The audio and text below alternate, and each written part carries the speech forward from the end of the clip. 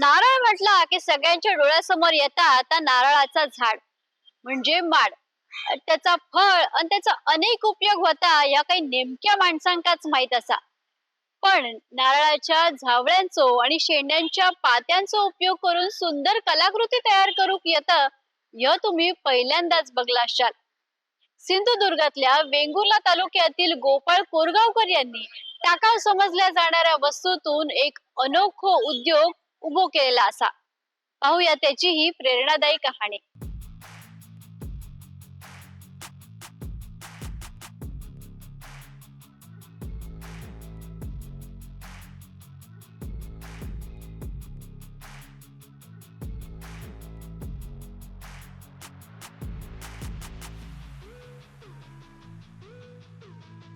कोकणात नारळाची झाडं सर्वत्र दिसतात. नारळ काढल्यानंतर उरणाऱ्या झावळ्या आणि शेंड्यांचे तंतू अनेकदा टाकून दिले जातात.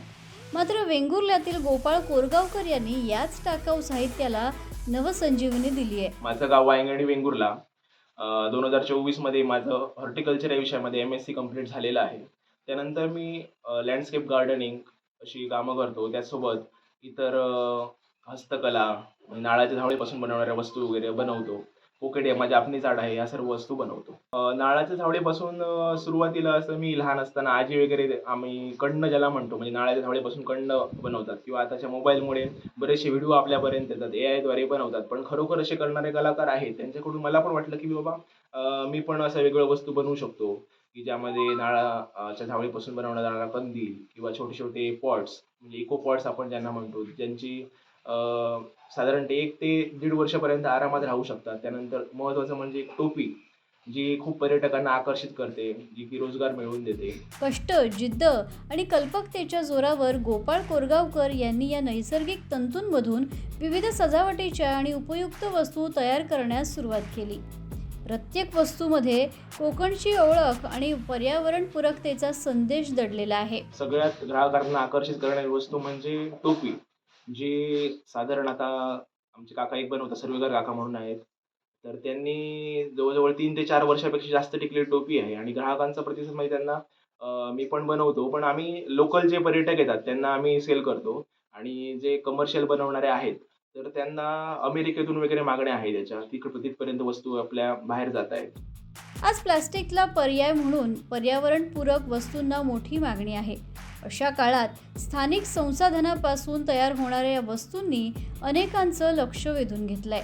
कंटाळवाणं वाटू शकतं सुरुवातीला, पण नंतर आवड असल्यामुळे, ते हस्तकलेमध्ये आवड असल्यामुळे परत परत ते शिकून बऱ्याच वेळा झावळ्या चांगल्या मिळत नाही. त्याची निवड करणं सुरुवातीला महत्त्वाचं आहे. ते निवड करून झाल्यानंतर त्या कशा टिकतील किंवा त्याला परत परत करून कसा चांगला शेप देता येतील, असं याकडे लक्ष दिलं तर व्यवस्थित चांगल्या सुबक अशा कलाकृती नारळाच्या झावळ्यांपासून बनवू शकतो. या वस्तू बनवायला लागणारा वेळ म्हणजे प्रत्येक त्या कलाकुसरीवर अवलंबून आहे. टोपी बनवायची झाली तर त्याला 2 तास लागतात. कंदील बनवायचा झाला तर त्याला पूर्ण 1 दिवस लागतो एका माणसाला. पण आता झाड बनवायचं असेल तर त्याला अर्धा ते 1 तास लागतो. म्हणजे त्या गोष्टीवर अवलंबून आहे. अशी वेगवेगळ्या प्रकारच्या वस्तू आपण बनवू शकतो. मेन म्हणजे आपला हेतू काय आहे याच्यामागे, प्लास्टिकचा वापर टाळण्यासाठी पूर्ण डेकोरेशन केलं जातं. ते या नारळाच्या झावळ्यापासून बनवलं जातं आणि त्याचा वापर इथल्या जे बेरोजगारी जी आहे, इथले युवक आहेत जे ज्यांना कामधंदा मिळत नाही, जे बाहेर मुंबईला स्थलांतरित करतात, गोव्याला जातात. मग त्यांना जर इथे राहून त्यांनी हा जर पर्यायी उद्योग जर चालू केला, मोठ्या प्रमाणावर चालू केला, तर त्यांना अजून फायदा होईल. कारण बरीच आता मंडप डेकोरेशनची कामं पण बरीच असतात. त्यांना त्या क्षेत्रामध्ये बराचसा स्कोप आहे. नंतर आता गेल्या वर्षीचं उदाहरण घ्यायचं झालं तर आता दिवाळीला जवळजवळ 10 ते 15 ऑर्डर्स आलेल्या. तर पूर्ण म्हणजे एक कंदील साधारण 600 ते 700 रुपयापर्यंत आरामात जातो. पण त्याच्या साईजवर अवलंबून आहे त्याची प्राईस. मग हे जर त्यांनी पूर्ण वर्षभराचं नियोजन, म्हणजे कुठल्या सणाला कुठलं डेकोरेशन लागतं, कुठली वस्तू लागते, अशा याप्रमाणे जर लक्ष देऊन केलं तर बेरोजगारी एकदम कमी होऊ शकते आणि चांगलं म्हणजे इथली शेती करून आपण त्याला पूरक अशा व्यवसायांमध्ये या नारळाच्या झावळ्यांपासून बनवल्या जाणाऱ्या वस्तू रूपांतरित करू शकतो. सोशल मीडियाच्या माध्यमातून गोपाळ कोरगावकर यांचं काम आता कोकणाबाहेरही पोहोचलंय. टाकाऊ वस्तूंमधून रोजगाराची संधी निर्माण करण्याचा त्यांचा प्रयत्न अनेकांसाठी प्रेरणादायी ठरतोय. निसर्गाने दिलेल्या प्रत्येक गोष्टीत संधी दडलेली असते, फक्त ती ओळखण्याची दृष्टी हवी. गोपाळ कोरगावकर यांनी हेच सिद्ध करून दाखवलंय. त्या वस्तूमध्ये प्रामुख्याने बघा टोपी, पर्यटकांना सर्वात आकर्षण करणारी झावळाची वस्तू म्हणजे ही टोपी. आणि महाराष्ट्रात तसेच महाराष्ट्र आपल्या भारत देशाबाहेरून पण याला भरपूर मागणी असते. अमेरिकेवरून वगैरे लोक या वस्तू नेतात. त्या वस्तूंमध्ये अजून छोटे-छोटे पडली आपण ज्याला म्हणतो फुलं ठेवण्यासाठी किंवा झाडं लावण्यासाठी हे छोटे-छोटे पॉट्स पण आम्ही बनवतो. जे आरामात 1 ते 1.5 वर्षापर्यंत टिकू शकतात. त्यानंतर डेकोरेशन करताना महत्त्वाचं म्हणजे हे वेगवेगळे झाडांचे टाईप आहेत बघा. हे प्लास्टिकचा पूर्णपणे वापर टाळण्यासाठी आपण ह्या झावळ्यापासून बनवलेल्या अशा बऱ्याच वस्तू आहेत. त्याच्यामध्ये अजून बरेच प्रकार येतात. त्यापैकी काही आहे. त्यानंतर हे असे पूर्ण ग्लॉसी अपीअरन्स असताना खूप चांगले दिसतात. पण हे सुकल्यानंतर अजून त्याचा दिसायला खूप आकर्षक वाटतात. ह्याला तुम्ही रंग काढून त्याची टिकाऊपणा जो आहे तो अजून वाढवू शकता. याची कितीला वगैरे विकतात आणि कसं हे साधारण टोपीची किंमत जाते 250-300 पर्यंत जाते. त्यानंतर हे बाउल जे आहे ते 150-200 पर्यंत असं प्राइस जाते. आणि डेकोरेशनचं जे हे आहे ते त्याचं लागणारा वेळ किंवा किती सामान लागतं यावरून ठरवलं जातं पूर्ण.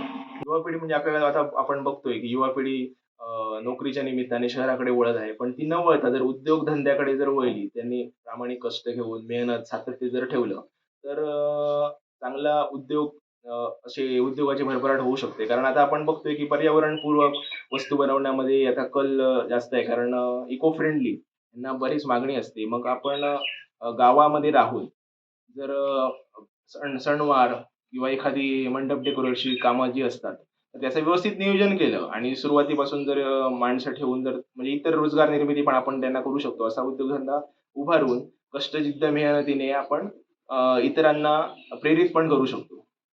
कोणताही व्यवसाय सुरू करताना सुरुवातीला अडचणी, आव्हानं, अपयश येतच. पण ते न थांबता आपण जर न घाबरता सातत्य, मेहनत, आत्मविश्वास दाखवून जर पुढे गेलो, तर आपला व्यवसाय सुद्धा चांगल्या प्रकारे उभारू शकतो. नारळाच्या झावळ्या आणि शेंड्यांच्या तंतूक नवो जीव देत टाकाऊ वस्तूतून रोजगाराचो नवा मार्ग दाखवणाऱ्या गोपाळ कोरगावकरांचो हा प्रयत्न खरंच कौतुकास्पद असा. पंकज राणे, मुंबई समाचार मराठी.